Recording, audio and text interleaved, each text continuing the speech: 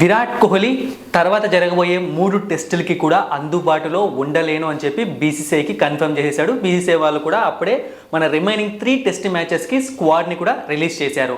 విరాట్ కోహ్లీ తన cricket కెరియర్లోనే debut చేసినప్పటి నుంచి ఒక టెస్ట్ సిరీస్కి టోటల్గా అవైలబుల్గా ఉండకుండా ఉండింది ఇదే ఫస్ట్ టైం. ఇంకొక మ్యాటర్ ఏంటి అంటే, ఇంకొక న్యూస్ ఇక్కడ, కేఎల్ రాహుల్ స్క్వాడ్లోకి వచ్చాడు. బట్ అతను సబ్జెక్టెడ్ టు ఫిట్నెస్ రూపంలో స్క్వాడ్లో ఉన్నాడు అనమాట. అంటే మ్యాచ్ జరిగే టైంకి ఒకవేళ అతను పూర్తి ఫిట్గా లేకుంటే అతను స్క్వాడ్లో మాత్రమే ఉంటాడు, ప్లేయింగ్ ఎలెవెన్లో ఉండడు.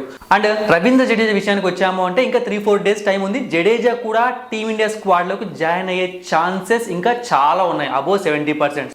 విరాట్ కోహ్లీ వర్సెస్ ఆండర్సన్ మధ్య వార్ అనేది చాలా బాగుంటుంది టెస్ట్ ఫార్మాట్లో. అయితే ఇక ఎప్పటికీ కూడా ఈ ఇద్దరిని కలిసి మనం గ్రౌండ్లో చూడలేమన్నమాట. ఎందుకంటే ఆండర్సన్ టెస్ట్ మ్యాచ్లో కొన్ని ఆడొచ్చు, బట్ నెక్స్ట్ మరి టీమిండియాతో టెస్ట్ మ్యాచ్లు జరిగే వరకు అతనైతే టీంలో ఉండే ఛాన్స్ లేదు ఇంగ్లాండ్ టీం.